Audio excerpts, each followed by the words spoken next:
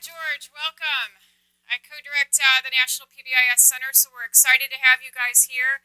I also lead a Florida statewide project and do all kinds of other fun things too. But I got the opportunity to talk to you guys today in a two-part session about getting started for PBIS. So in case you saw any of the videos that were online, you know, there's part one, part two. So part two is going to be session B. It's still going to be in here.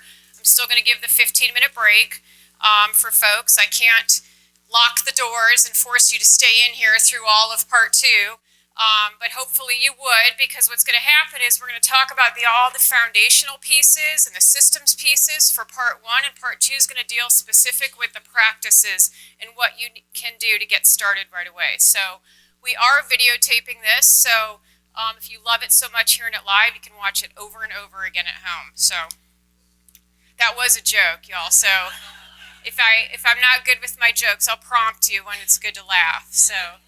But we'll make it fun. I put some fun pictures in here. My daughter created some TikToks. Anybody know what a TikTok is? Yes, you can't say TikTok video because that would be redundant. A TikTok is a video, but by saying TikTok, you just instantly know it's a video. But for us that are a little bit older than that, catching up with apps that are out there, she created some TikToks for me that she thought would be really helpful for folks to understand from a student's point of view what PBIS means. So if we have some time, I may show you some of them for entertainment on that. But it's also a good representation if you start to see some student voice and what you guys are doing, even from your own kids, family members. My grandmother at times goes, I really like visiting you. You always are thanking me for when I use good manners. So that's always a good data point. All right, as a reminder, how many of you are brand new to the forum? Raise your hand. Okay, so because most of you are brand new, these are some of the things you're going to see when each new session starts up. But things that I want you guys to think about is the classic with the technology just setting up here. I clearly couldn't do it myself. We needed a team effort of folks to work together to get the technology working. Same thing is true with that within your schools. So I want you to think how, when I'm going over stuff today, I want you to think about how does this compare to our priority that we have at our school, our district, or within our state. How do you think you could make this work within your setting that you're coming from? Think about where is this going to work? Whose responsibility is this going to be? What should we stop doing to make more room for this work? So that means what needs to be taken off your plate so that you can have time to do this, which also means you're going to have to recruit some other stakeholders, such as usually your supervisors, to say, hey, if we're going to go this route, we're going to need to make time to get it done. And then how will we assess whether it's working using our data for that? So just keep that in mind as we're going through things, and I'm going to prompt you again at the end to think of how you're answering those questions. Big picture today is we know that student success is directly linked to predictable learning teaching environments that are safe, that are respectful, and predictable and considerate of all. So overall, my goal is by the end of the second session that you guys could walk out of here and be able to understand the value of tiered systems of support in terms of prevention, what we need to do to support kids and teachers across our systems, and so that we've got an effective school-wide plan to meet the needs of all learners, okay, that you guys will have a really good understanding about that. So before I get started, I'm curious, how many of you actually have started to implement PBIS at your setting? Okay, good. How many of you are still thinking about it and you're gathering information, you're going to take it back to your team? Raise your hand. All right, and how many of you didn't fit that category, and I'm not sure what the other category would be? All right, well, that's good. How many of you are coming from actual school settings where you're full-time in the school setting? All right. How many of you are district-level support staff? Okay, and do we have anybody that's state-level support staff in here? All right. Do we have any family members by any chance? All right. Great. So next question is, how many of you are the full-time teachers at the school settings? Raise your hand. All right, how many of you are administrators? Oh, good, good, Congratulations. How many of you are support service staff? Awesome. Okay, I'm going to try to talk to all audiences in here, okay? And if I'm missing something, you have a specific question, we'll definitely have time for questions. But as you know, we like to have clear expectations. So Kent talked this morning about the be respectful, be responsible, you know, what's important for you at your school. And I think it's important that as adults, we know that we can't change student behavior until we start to change our own behavior first. And that's going to be a tough one to work with. So the thing that I want you guys to think about is I would like you guys to be, I have expectations for you as training participants or participants sitting in here the next two sessions. Referring to it as COPE, hopefully not meaning like it's a stressful thing, but COPE standing for that I want you to be collaborative, to be organized, to be proactive, and to be efficient. And by doing that, it's actively participating. So if I ask for some feedback, that you guys would actively participate on that. Again, arriving, if I give you a break at the end of the session, you're coming back for part 2, please come back on time. Keeping your schedules, if you guys have data that you're going back to with your meetings, making sure that you're reviewing your data beforehand and you're ready for your overall meetings, and being able to stay on task. Monitoring time limits. So if we do give an opportunity or you have a question, we want to make sure I may have to refer you to after the session for that 15-minute break for us to talk, just so we can make sure that we can go through the material and other folks can have times to ask anything. So do you have questions about this? All right.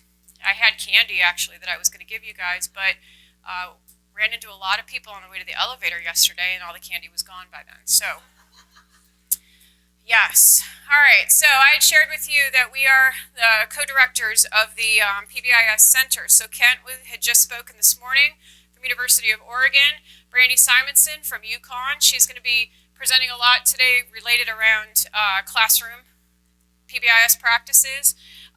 Tim Lewis from University of Missouri, our also other co-director. He's going to be talking a lot around the Tier 2 systems and students with disabilities. So you may want to look for him in the program, and then myself. Go Bulls, that's right. That's USF. There's the Chicago Bulls too. I know that that can get a little confusing, so which go for them too, since we're in their home state.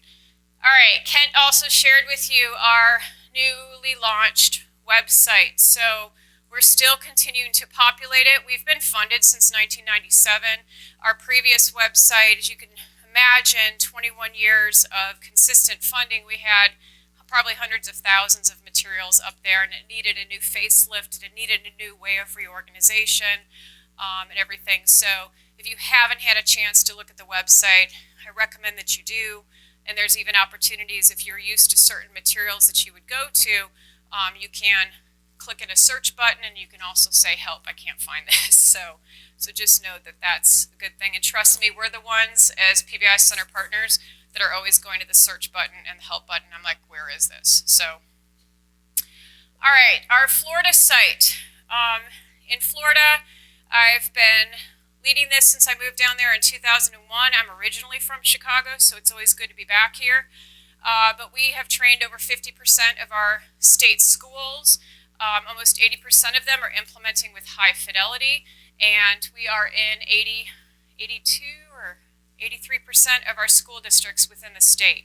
So thankfully, Florida's easy on school districts. It's our counties. There's only 67 counties, and we're actively in 63 of the 67 counties now, which means they have to have active district leadership teams with superintendent participation that we're meeting with continuously throughout the year.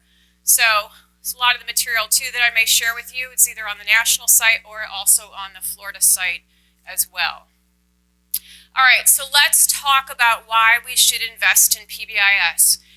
I'm curious, how did you guys first come into contact with PBIS? Did somebody tell you you needed to do it? Did somebody say you should come to this event? Did you hear it worked somewhere else? Who wants to share quick things? Yes? You inherited it. All right. Okay. All right, so you inherited it. She didn't know what it was, and so she wants to figure out what it is so you can best help and keep it going. Which, you're the administrator, I'm assuming? Good work on that, because oftentimes there's a new sheriff that comes into town. They like to say, we're starting everything fresh. So that's great. Anybody else have a different story of how you came into contact with PBIS? Yes? My school gives me a PD fund, and I thought PBIS would be interesting to learn how to implement, and why not take a trip to Chicago? What a cool way to spend your PD fund. Yeah. And where are you located? Hawaii. Makes sense of the Aloha shirt, so like it, like it. All right, so our goal then in here is to make sure that we get events like this happening in Hawaii, right? Yes. Great, thank you for coming all that way. Anybody else? Yes. Ooh, you have PBIS started, but now you've got to be the expert and coach your school or other schools. Right. Okay, so that's where sometimes you've got to be really good at pretending like you think you know it all. And when you don't just make up some answer. You could just say, you know what, great question. Can I get back to you? And then go try to find that answer. Yes. All right, did you have your hand up? Yeah, just, years ago, we started focusing on, in our research, by the way, but the focus of us was sort of saying PBIS are focusing on rewards only. And so the heart of PBIS is like focusing on your teaching, shaping that behavior. So that's where it started for us. We put a big emphasis on shaping behavior as parts. We had different prongs, but then PBIS came along as a district, Sarasota County, and so we've been kind of working a lot of it we're doing already. Okay. But now we're just getting all the pieces together and everything fine. Okay, great. So how many of you have realized that PBIS is not just about parties? Yes. And have you heard, like, oh, it's just rewarding kids and having parties, stuff like that. So that tends to be one that people latch onto. That is one small piece of it. And actually the word party is not anywhere in any of our features or elements. But we do know it's hard out there. Okay, it says, this is teaching stressful. I'm 39, I feel great. When she's probably 89, looks like it. So it's hard work. And like Kent talked this morning, one person can't be the superhero to do it all, but sometimes we do need that superhero to initiate it, to kind of get the ball rolling, but we're going to need that system and a team of people to assist us in this process. So you all know that there's multiple expectations that are put on schools for that, from the academics, the social competence, now the safety issues that we've got across the country. We know that students are arriving to school with widely differing backgrounds, from those that do have sight words to those that do not have any sight words, those that don't know their colors. We've got some kids that are coming to school that don't even know their real first name. They only know the pet name that the family calls them, their nickname, but they don't know their actual first name, which the school would have their first name on the roster. So when they're saying, is John here, the kid's going to be just looking right at him because they don't know themselves as John. Okay, so we also know that there's a huge array of complex issues with not only the students, but the families that the students are coming from that they're dealing with. We know that traditional get tough and those zero tolerance policies are not working and have been proven to be ineffective. Individual student interventions are effective but can't meet the need. That's where I came in to play around the individual student level 25 or 30 years ago. Okay, because the issue was we had great success with individual kids. The problem is there were a lot of individual kids that needed a lot of supports, and the individual kids that were having problems were so good at highlighting the cracks in the system. And rather than saying this kid's a problem, the issue was there's lots of kids saying there's a problem with this crack in the system. And that's what we needed to change. And we don't have enough people to be able to serve each individual kid. But we've got to figure out, wait a minute, a lot of these issues are because if we cleaned up the system, it may not feel so chaotic like an individual kid issue. There's still individual kids that need more intensive supports, but not every single kid needs the most intensive support. Okay, and how can we deliver something that's supportive for all, and then figure out who needs additional on top of that. Teachers leave the profession due to number 1, behavior problems, and number 2, lack of support from administration. Veteran teacher, it used to be back in the day, you were 20 years or more in the system as a veteran teacher. How many of you have been teaching for at least 3 years? Raise your hand. You are now veteran teachers. They're not lasting past year 2. That's a problem. That's not a kid issue, that's a systems issue, okay? Teachers report uncivil behaviors increasing, threat to effective learning, and a lack of discipline is viewed as the most serious challenge for our schools today. So, Nigel here failed the attitude test, okay? As you can figure out, he probably put the wrong sign there. Kiss my face, talk to the ass. No, that's, this is meant to be funny, guys. I know it's early, it's just kicking in your caffeine. But the thing, at some point, we've got to teach the appropriateness, not just the issue of language, but we've got at some point to teach your kids so that they're successful. Our common responses to behavior, to something like that, would be exclusion and punishment. Like Kent talked about this morning, we know that punishment is ineffective and doesn't teach new behavior. It's one thing to deliver a consequence, but a consequence without the actual teaching of what needs to be done differently is not going to be effective. We've got to treat it just like we do with reading, just like what we do with how you line up for the first time. When we're teaching little kids how to line up in a straight line, it doesn't magically happen. There's a rope typically, and they practice the rope and holding the rope, and for several weeks teachers will walk through the hallways when they're going from point A to point B with that rope and continue to remind the kids this is walking in a straight line. Eventually they don't need that support of the rope, but somebody had to teach them. It doesn't magically just happen. All right, we do know that hardening schools to prevent violence. We know that high-tech security measures actually heighten levels of fear, not actually dispel it. And think about it. I don't know if you have a school, or I remember the first time showing up 20 plus years ago at a school that had to go through the whole metal detector and then run everything through. And I have to say, I was there as their data collector. It made me a little nervous. I'm like, what's going on with this school that I have to do this? And then imagine the kids who don't necessarily have the skills yet to ask the specific questions, but they're going to feel it, and they're going to start to act out with that uneasiness. All kinds of different initiatives that are happening across your school, across your district. If you're able, it's probably hard to read that, but you think of, you've got restored practices, school safety, character ed, wraparound, transitions, basic needs, check and connect, trauma-informed, all kinds of different initiatives happening. But at some point you start to feel overwhelmed. And it's like, where do we even start? It's all good stuff, but how do we do it all?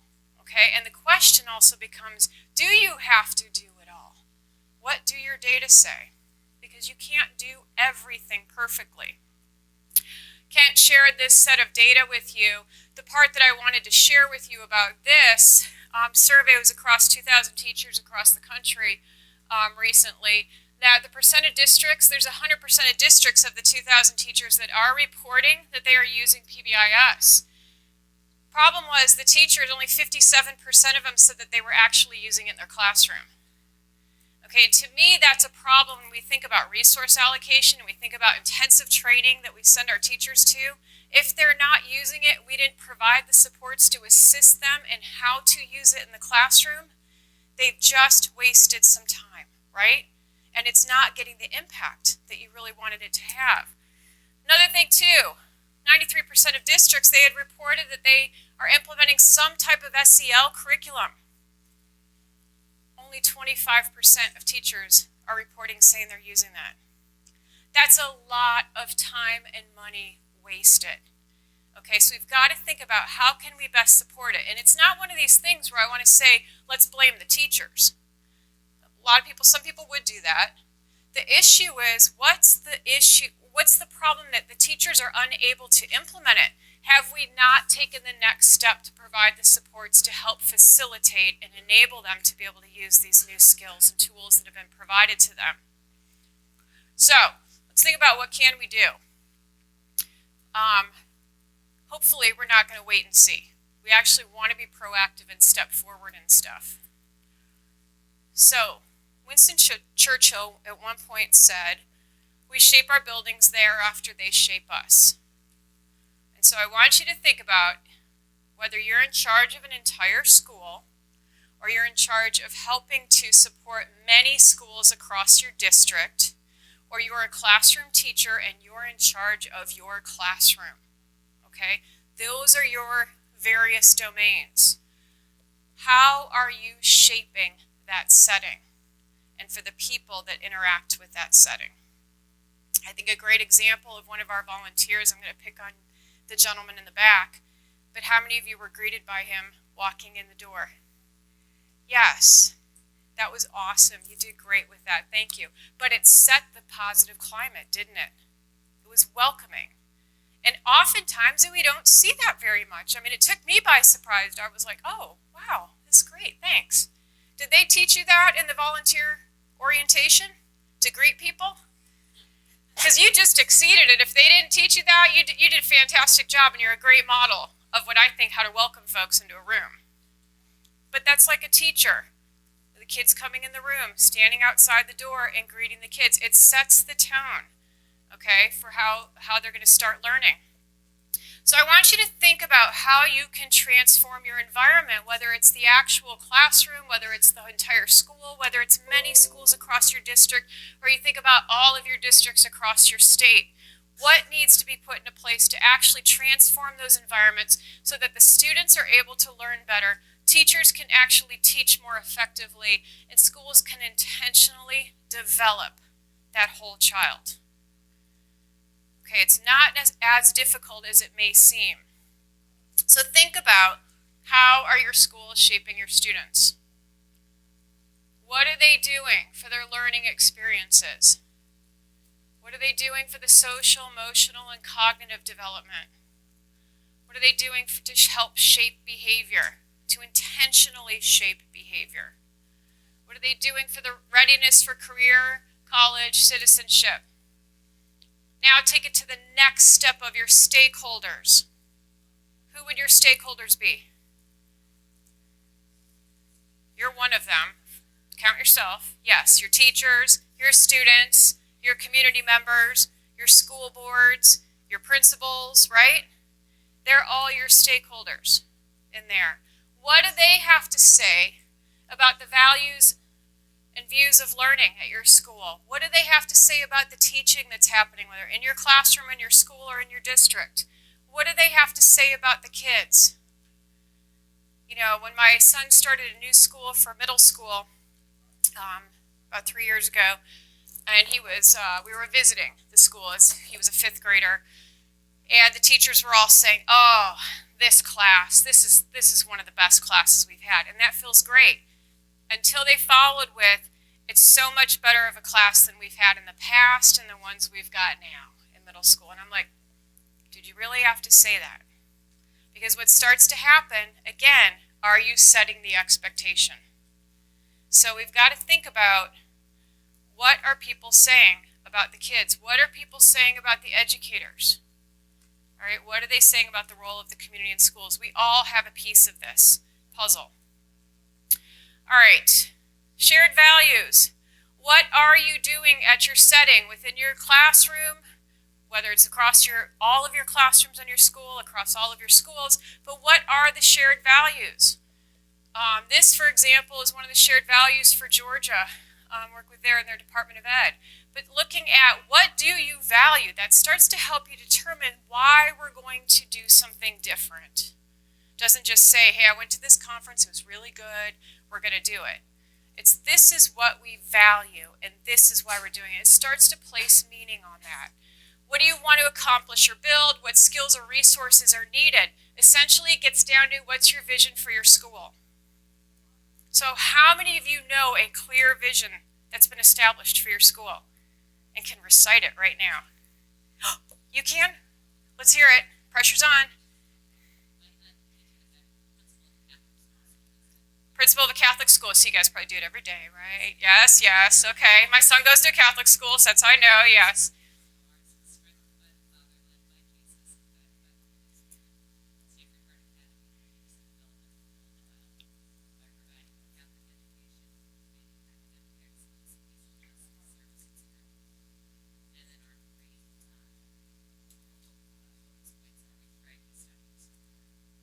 Nice. Okay, so I know a lot of you couldn't hear it in the background, but just know she was talking the entire time. Okay, and it wasn't like blah blah blah blah blah.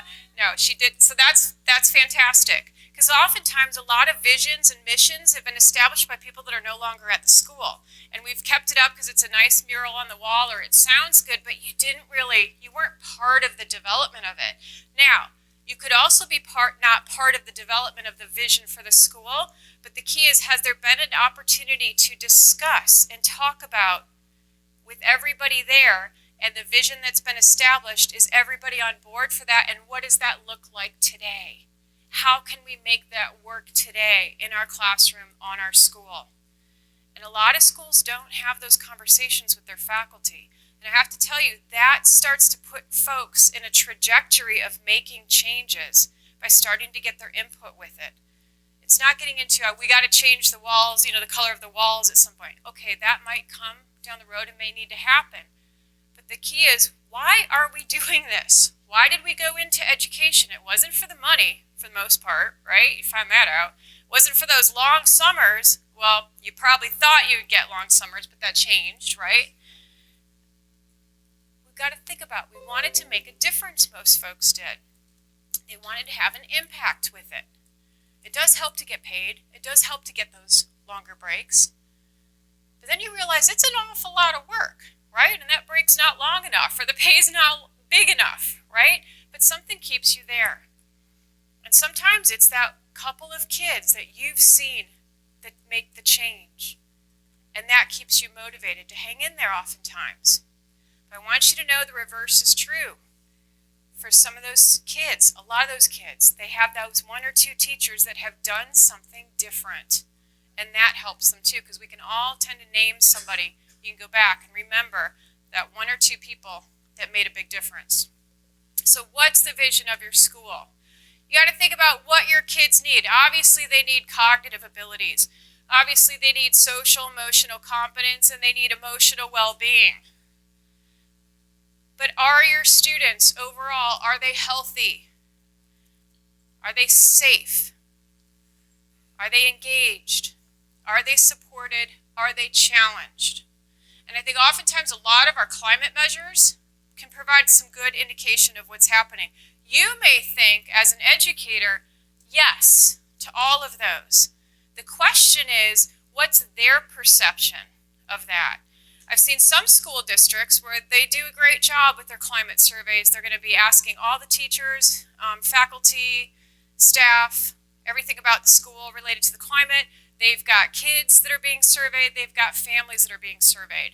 In this one school district I was working with, one of the largest school districts in the country, had said, I'm trying to think of the exact numbers, about 90% of the faculty said everybody was safe on campus.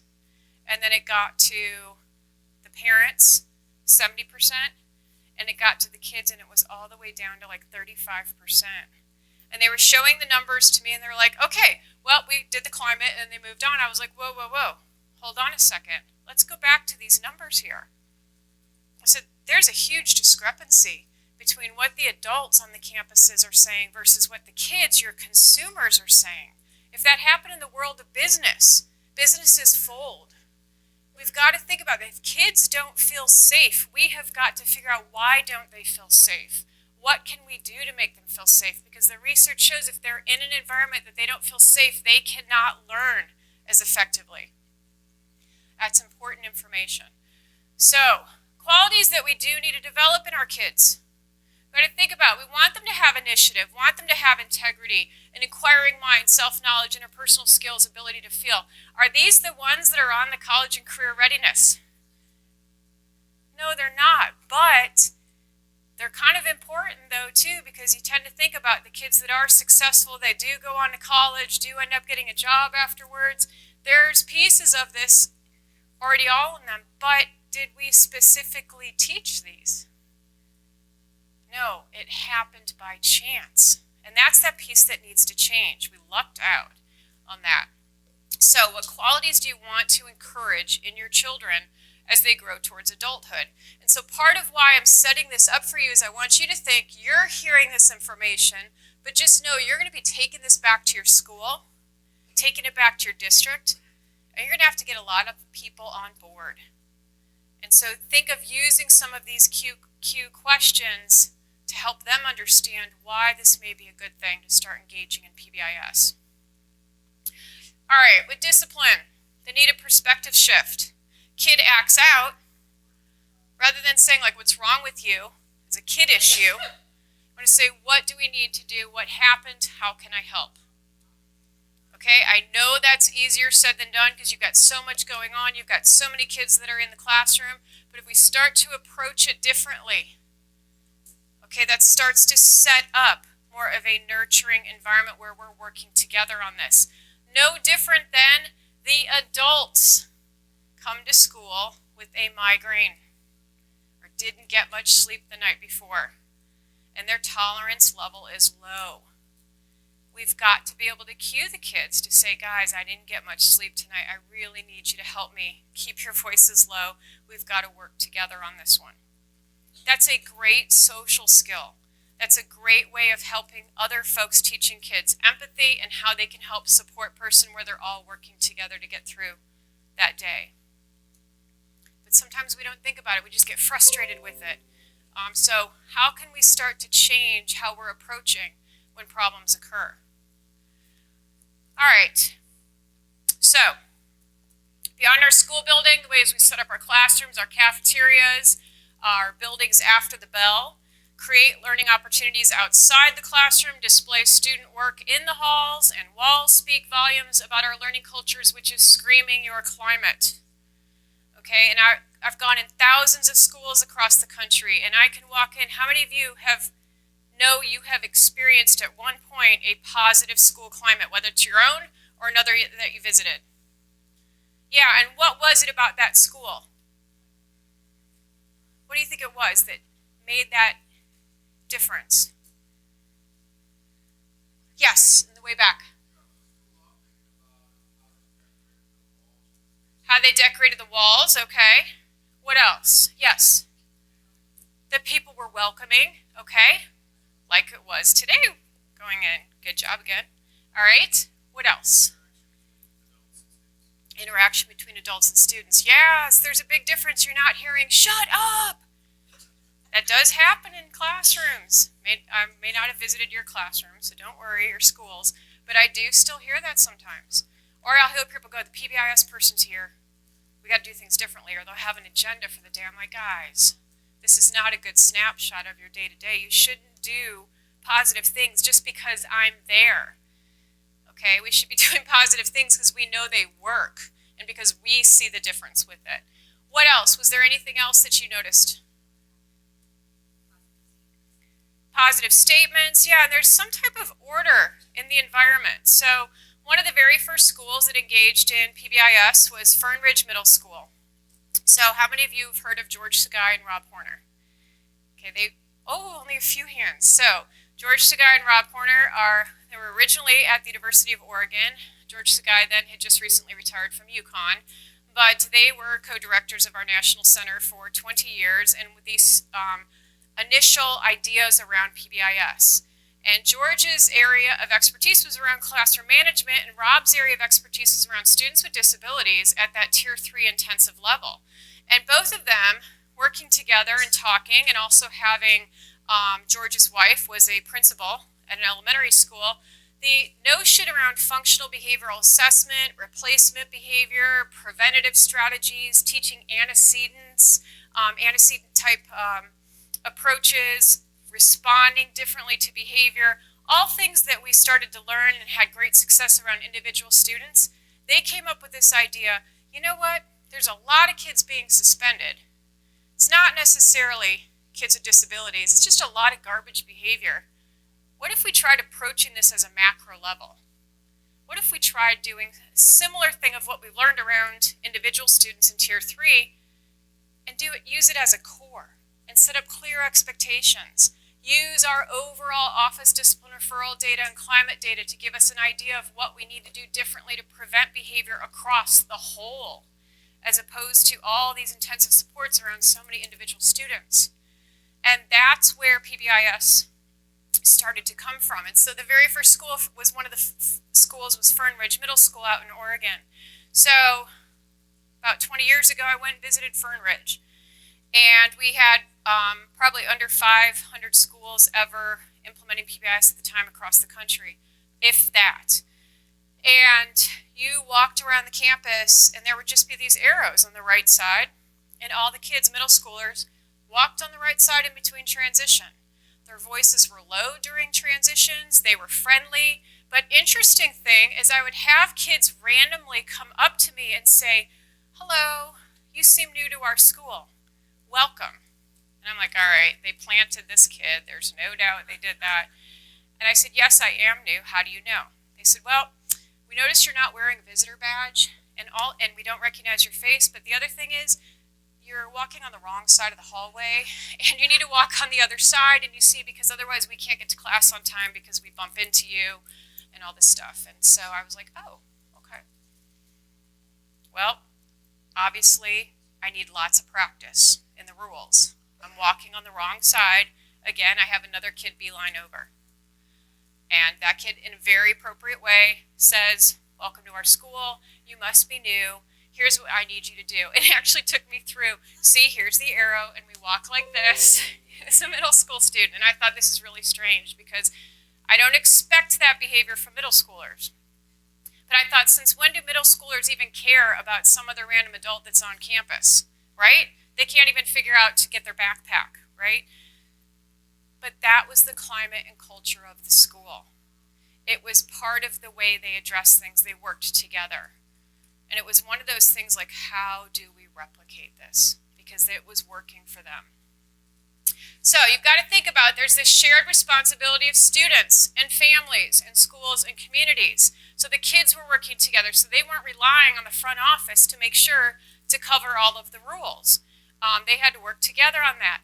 We've got to make sure that each student actually does feel safe, they're healthy, engaged, supported, and challenged. Some of the stuff, what you guys are already doing is, you know that some kids are coming to school hungry, or they're going home and they're not going to get a dinner. And I see a lot of districts are already investing in, they do provide the dinner meal at the school before the kids go home. They're providing breakfast the next day. Again, that takes funds to do that, but they are trying to set the tone so that the kids have the best opportunity to learn while they're there. And then setting up comprehensive, sustainable school improvement. So, but we've got to think about, as you start to learn about PBIS, you're going to say, we've done some of this stuff already, or we're doing pieces of it. Of course you are, because it's not rocket science. And it's also based on evidence-based practices that have been around for 30 plus years. But what you may not realize is there could be some things that you could do better, or there could be some things you don't necessarily have to do if you reorganized some of your resources. So how do we do this? Because the last thing we want to do is wait on a miracle to take care of it. We've got to be strategic. So we need this foundation that's going to provide that safe and orderly environment. We need to have the vision to get people on board and remind us when things are in the thick of it and there's lots of stressors going on, why are we still doing this? We've got to help provide access to opportunities to build skills, not just for kids, but we've got to provide access for our adults that are in the school building. Again, no more spray and pray, spray and pray. We don't want to be just dumping PD. We need to find a way that we can get supports to folks. We need data to guide problem solving. Most folks will say we all need some type of social, emotional, behavioral curriculum. That may be true, but it doesn't necessarily mean you have to buy a package. What do your data say? What are the skills of your teachers? Okay, so remember, using your data to make those decisions. We need to understand that well-being is essential to success, and you need a team-based approach, and you need to be willing to do things differently. You know, and it does take practice. It does take practice to look for that positive behavior. And it's going to take you guys to rely on each other to remind each other of that. Okay, there'll be times where I'll see my staff say, hey, we'll be in a meeting and they'll say, hey, thanks for saying that, or waiting for me to call on you. And it's like, oh, right, we've got to make sure that we're acknowledging that. We've got to remind each other on those pieces, because most of us weren't raised this way. Most of us were not reinforced to think that way when we went to school, and most folks are great where we will wait and then react when there's a problem, as opposed to let's continue to acknowledge what's working right. All right, so what does this mean? Establishing this culture and positive climate. In order to be an effective organization, it is going to require leadership, okay? But what it's going to take is you've got a common vision. People have had some type of a discussion, what we value, what our vision is for our school, which is then going to require a common language. And you can use your school-wide expectations to develop that common language that's positively stated. And from that, folks are having a common experience, as opposed to, oh, I love going into Miss So-and-so's room because I know it's going to be positive in there, but I know this other room is going to be different. We want it to be, you show up on campus, ideally, and kids are having a common experience regardless of what adult they're interacting with, because all of those adults are clear what the vision is of the school. Okay, and they're able to understand what that's about and what they're supposed to do and how they interact with kids, including when kids misbehave. There are ways in which we respond to that. We still do have consequences, but it doesn't mean they're absent of teaching. We're still going to be teaching them. We're still going to be understanding of them. And we have to be good as adults to say, I need a break from this kid. I need a 10-minute break, or I need help. We've got to figure out that system. How do we support the adults so that they can best support the kids? All right. How am I doing on time? Okay. All right. So here's a school district in Texas, Southside ISD. They are district-wide. They're a small and rural district. They only have 7 schools in the entire district, and the kids are all at some point going to end up at the one high school. There's only 2 middle schools. And oftentimes, too, because they're a small and rural district, sometimes if the kids do change schools, they're not changing out of district, they're changing within the elementary schools within their own district. So they decided as a district, we are coming up with our common expectations as a district, and these will be the same expectations at the school. And that's how then they go out to their community partners and say, hey, could you put a cardinal sign in here? Because one of the restaurants was a place that the high schoolers would cut class and go to this one restaurant during the school day. And so one way they were like, oh, we can't catch these kids, kids. They didn't have money for a fence. But then it was like, wait a minute, we actually can talk to the business. We can talk to them about how they could be a cardinal and best support us in this. And so they had to come up with negotiations, because obviously the restaurant wants the business, they want the money. But at the same time, too, how can we work together? Because the kids need to be in school. But at the same time, maybe the kids could earn things that they could then go early to the restaurant after school and get their preferred booth. It's having those conversations, working together. All right, questions? All right, let's talk about PBIS definitions and features. This is an example of kids within the triangle. Kent didn't share with you very many triangles today, but when we're talking about a continuum of support, we're talking about tier 1, that's for all. All meaning not only all kids, it's all settings, all people. That includes the adults. All right, but at times we need more intensive supports, which would be tier 2, which are supplemental supports that sit on top of or in addition to your tier 1 supports. So let's think about it in terms of academics. Core academics. Kids need to learn how to read. We've got our core instruction. We're teaching kids how to read. Do all kids know how to read at the same exact rate and pace? No. So what do you do with the kids that are not reading as well? You've got to kind of do a little bit of a diagnosis to figure out how far behind they are, right? And you figure out, is it an issue of fluency or is it an issue of decoding? right? Fluency oftentimes falls more into a tier 2 intervention. But decoding actually requires more one-on-one work with the child, right? Because you're trying to work word for word on helping them break it down. It's difficult to do that for the entire class, right? But when you're working with one-on-one with a kid, that's more of a tier 3 because it's an intensive intervention. So think about this. You still have the core curriculum that you are teaching across your classrooms to teach kids how to read. But then you may also have groups of students where they're practicing their fluency in smaller groups, or maybe they're reading to each other, or you're having them read aloud to build their fluency. But then the kids that also need to work on decoding, you might be working with them at a table and there's a couple of them, or maybe one-on-one working on those decoding skills. It doesn't mean that they skip out on the core. They're still going to be required, but we've got to work with them one-on-one to build that skill. And once they get decoding down, you don't need to be working with them one-on-one on that particular thing anymore. They graduate down, and now we're working on the fluency piece. And at some point, the goal is they're part of the overall large group instruction and moving along. But we don't always stay stuck in a particular level of intensity of intervention. So how many of you have been a parent at some point, or a really involved aunt or uncle, or had a new puppy at one point? I'm trying to include everybody. Having fish doesn't count in this example. All right, how many of you remember the lack of sleep you would have? And thinking, is this ever going to end? And trying to think like, I need to be grateful for this, I need to be grateful for this, but my gosh, I can't even think of how I put toothpaste on the toothbrush. Do I even care about brushing my teeth, right? But you hopefully have some folks for support to come in at different times. Like a neighbor might bring a meal, or all of a sudden, the baby or the puppy sleeps for 3 hours. Little things like that. Are you always stuck up here as the adult, if needing intensive supports, so much needing sleep?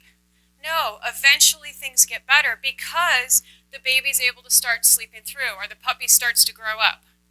This is why fish are great pets to have. But think about labeling behavior, not people, because we move up and down this continuum. And this is an example of one kid.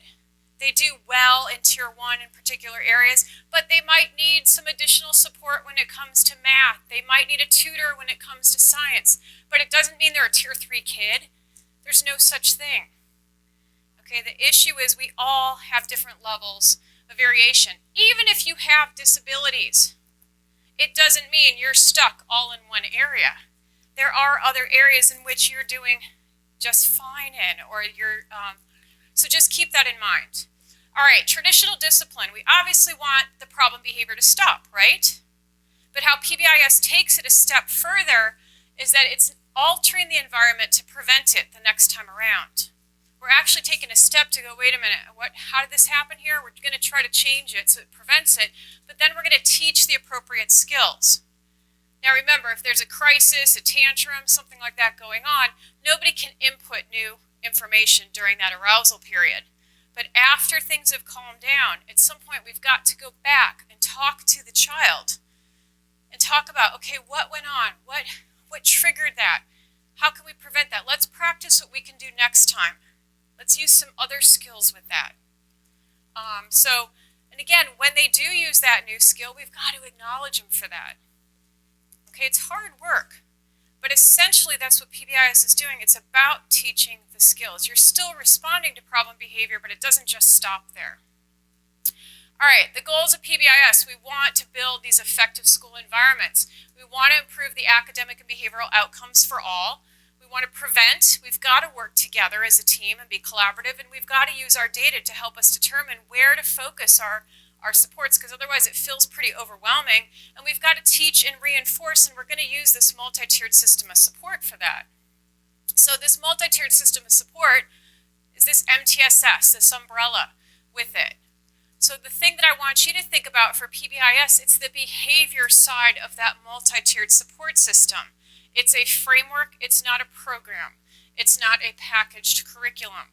So how you jazz it up is going to be up to you. The evidence-based interventions that you guys choose to use at your school are going to be up to you. Hopefully they're evidence-based. Hopefully they're identified through data that you guys use. And so you can see that there's a clear need in why you're using it. But it might look a little different at each campus. But the framework process is the same. You're using data for decision making. There's an integrated focus around the whole child. And it's not one more thing to do. Okay, so something to think about, it's providing guidance on how to problem solve and systematically align your practices with the improved outcomes. This is typically MTSS, random acts of improvement, without a clear plan. Here is when we have a clear plan. You've got a mission, you've got a clear vision based on your values, and you've got goals in which you're engaging in. It's a big difference, and you can focus your improvement overall. So I want you guys to think about that, of how you can set that up. Kent talked about the bicycle. This is what happens without a framework versus with a framework. Big difference in this. You can't do much at all with this if you don't know how to put it together, right? It's not going to get you to where you need to go. So you need that framework. And we also know that evidence-based interventions work most effectively if they are part of that framework. Okay? So, data systems practices. This is going to be something that you see as a familiarity across a lot of the different sessions the next 2 days. And this is what's based around what we're talking about for PBIS. That in order to change the outcomes on your school campuses, you're going to need to use your data overall. You're going to need to use your data to figure out what's happening across campus, what practices are we using, and how is that impacting our system. And when you use your data to determine what's happening, you're going to start making changes, which impacts then your practices and therefore impact your systems. And that's how you start to impact your overall outcomes. So, let's talk about Tier 1. PBIS is that multi-tiered framework. It's the behavior side of it. We got Tier 1, Tier 2, Tier 3. You can't fix every single student at the same exact time, or one at a time, I mean. It's a critical role in what we see around Tier 1. So one of the things to think about is if many students are making the same mistake, that's a systems issue, not a kid issue. If many adults in your building are making the same mistake, it's not because your adults don't care or they're lazy or whatever. It's because that's a systems issue.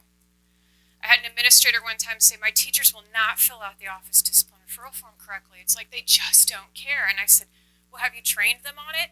They said, yeah, we went over it at the beginning of the school year. I said, well, you do realize it's March. Have you ever provided feedback to the teachers if they did fill it out incorrectly? They said, no, we just fill it in ourselves and take care of it. And I'm like, how do you expect change if you're not providing feedback? So you've got to think about that, okay? People need to know if they're doing things correctly or not, and we can't hold them and be frustrated if we didn't actually add that teaching component in there. There needs to be some decision rules. Who gets what? What are you providing for all? How are you determining which people need more intensive supports? Okay? How long do you provide it to them? If you're receiving Tier 2 supports, how long do you stay there? What's your decision rule for that? It's matched. Again, the goal is you don't want students to have to wait. Oh, you're going to have to wait till January to get more intensive supports. It needs to be pretty timely, otherwise we might be setting them up to fail. And problem solving never stops till the students no longer need interventions. Problem solving never stops, I think, until maybe the students graduate from your school. And if you're a parent, you know you got this for life, right? And special education is not a place within this continuum, all based on the prevention logic. So these are the overall core features of PBIS. Kent talked about we need to do things as they're intended, implement as intended. That's our fidelity piece. There's a continuum of evidence-based interventions. You've got folks that have some expertise and are getting additional supports and helping support you guys out there in your classrooms and how to implement it.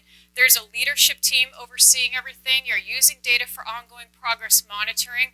There's universal and comprehensive screening. We've got to think about how we're being culturally responsive. Who are the kids coming to the school? Who are the parents coming to the school? If you want them to get involved, we might need to make sure that the stuff that we're putting out is actually in their language, or actually not even, if it's not necessarily a separate language, does it even make sense? We have this issue from universities, like nobody reads journal articles except other university people, right? It's all right. It's okay to say that. I write journal articles, and I know you guys aren't reading them. Unless, it's all right. But we've got to make sure to put it in some user-friendly language, right? And using that database decision-making. So, am I supposed to go to 11:15? Is that correct? And then 11:30 starts the next session? Or is it 11? I go to 11:30. Okay. Phew. All right. Questions so far?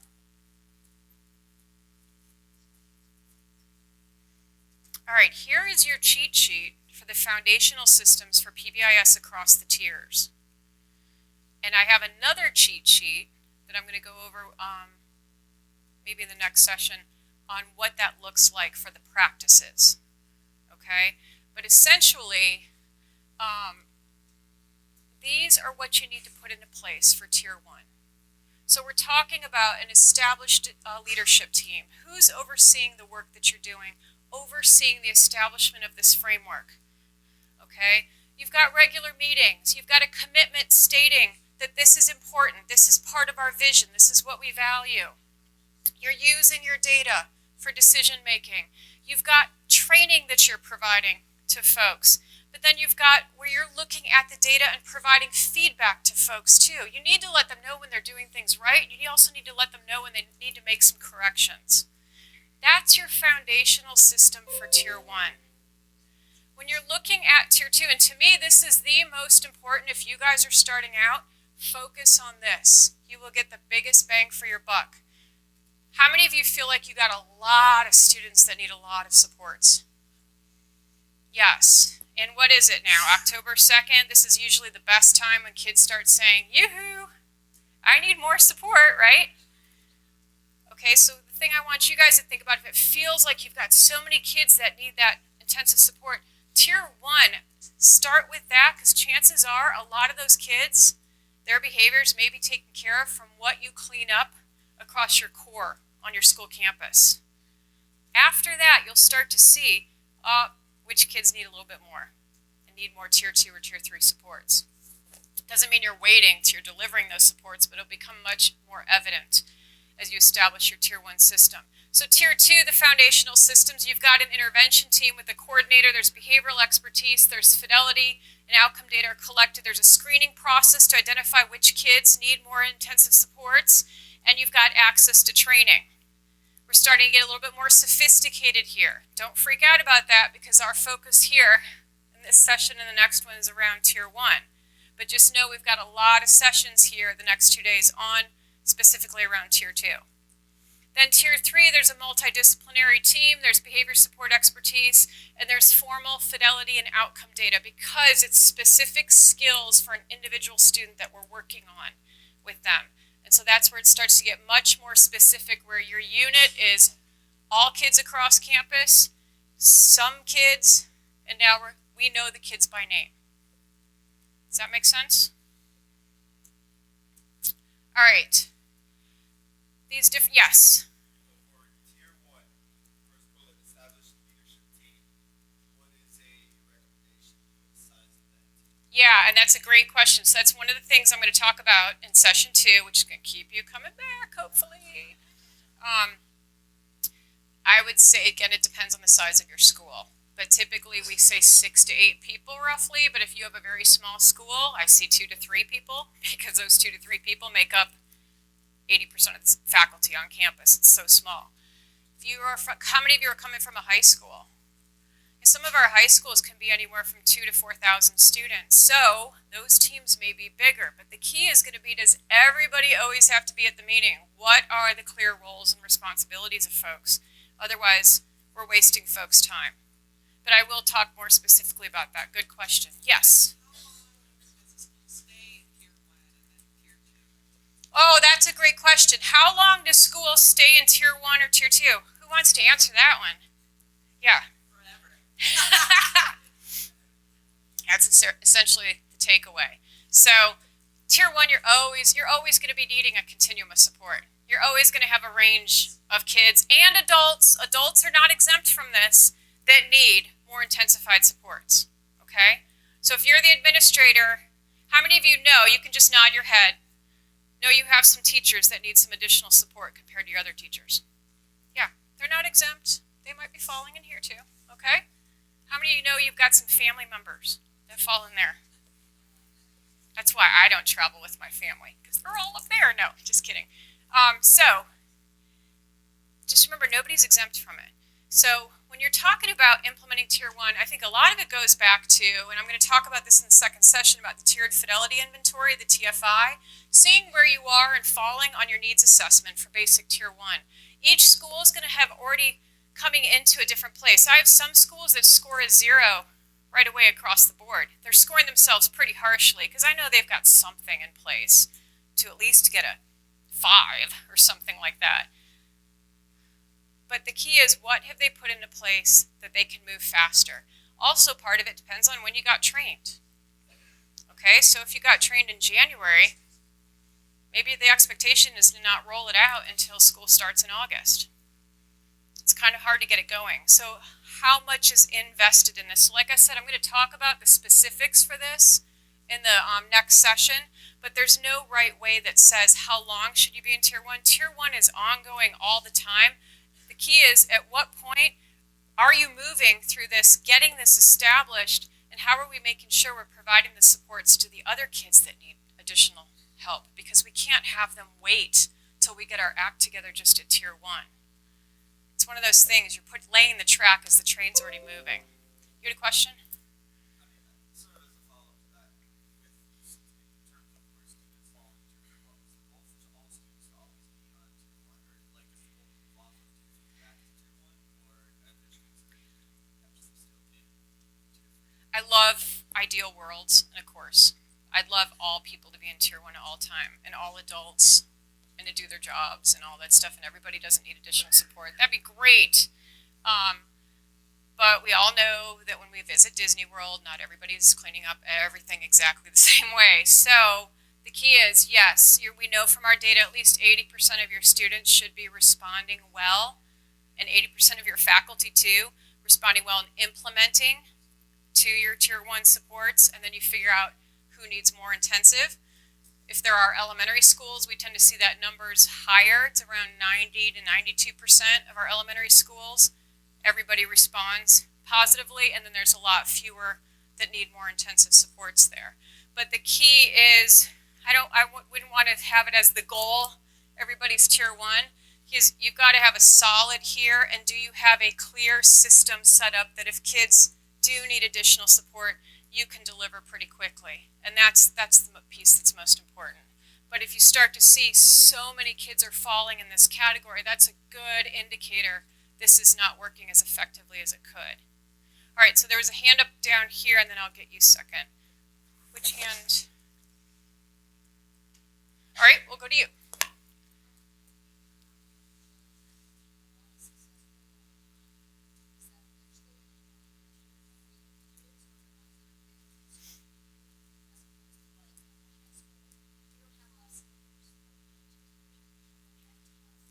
But you have a ton of freshmen. That is, freshmen by definition probably means Tier 3. Yeah.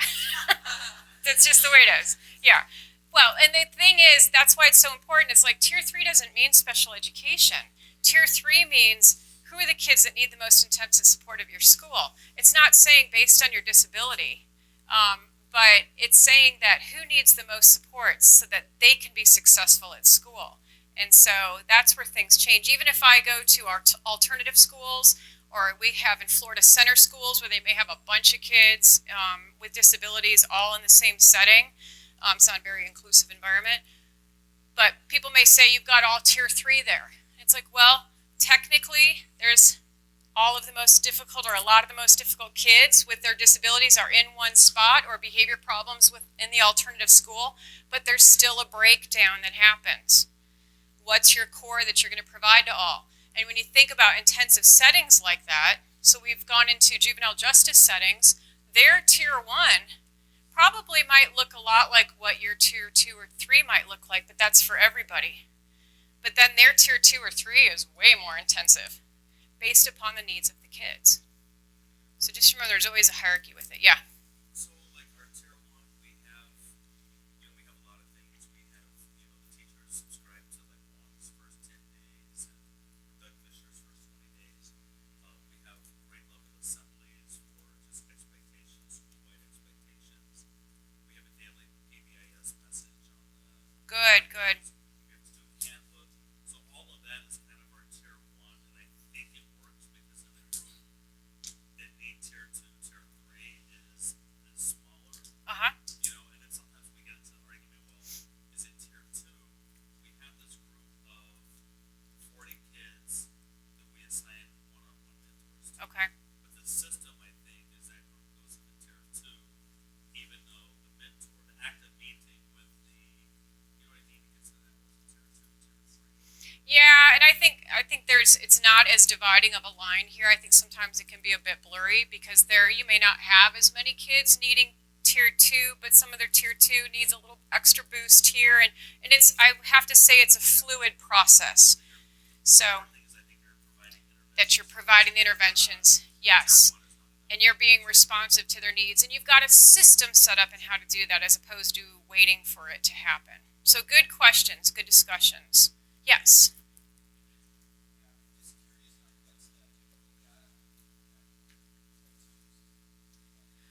So, Kent shared with you the 27,000 plus schools that we have that are being reported that they're actively using PBIS, which we know is a conservative number across the country. And so of that, over 15,000 are reporting data to us in the National Center.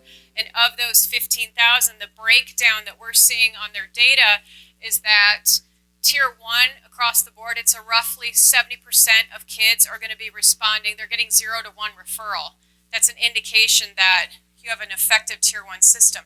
Of course, I always like to use extra data because what if you have an administrator that said you are not to send any referrals on any kids? That doesn't necessarily mean that it's positive on that climate, right? So sometimes other sources of data can be very helpful.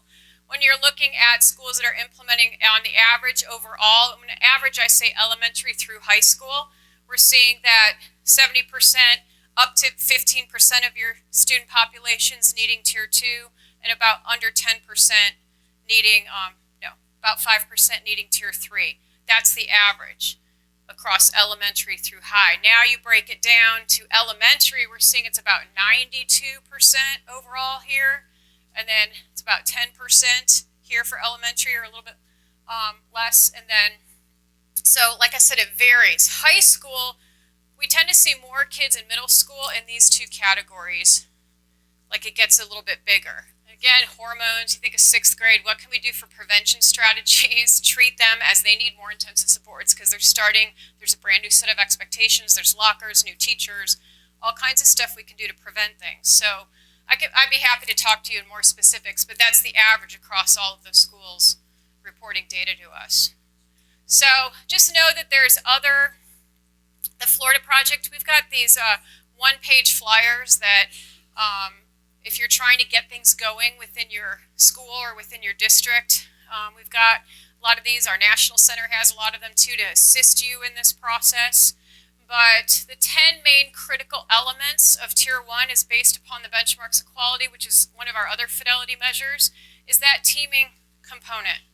What is your team? Who are those folks? What's the buy-in, the faculty commitment level across your adults on your campus? Do you have clear, effective discipline procedures? Is there a data entry process? Rules and expectations are well defined. There's a reward system on campus. You are actively teaching the expectations across campus. There's an implementation plan. There's a method for how you're moving your Tier 1 system across all of your classrooms so that those classroom PBIS practices are active across all of them and that you're using data to evaluate. So I'm going to be going through these specifics in the next session so that you know what needs to happen. Another thing, if you wanted to know what are the specifics in each one, you could pull up and go to either the national site or the Florida site, type in benchmarks of quality, and you can see the 53 items that need to be in place to say that you are implementing well to establish that Tier 1 system. So the next session I'm going to be talking to you about the why of PBIS and what it actually looks like in terms of practices. But I want you to think about kids and adults, and for you guys at the state level, maybe your districts, you're in the lava lamp and everybody's moving up and down for various reasons. What's the system and mechanism we're doing to identify who needs additional support, and what are we doing to systematically provide those additional supports? So hopefully you found this was exciting and you'll come back. If not, I will find you at the poster session, and no, just kidding. But anyways, I'll be up here all through break, so if you have additional questions, and we'll be starting up again for part 2 at 11:45, and all of these handouts have been uploaded into the system too. Okay? Thank you.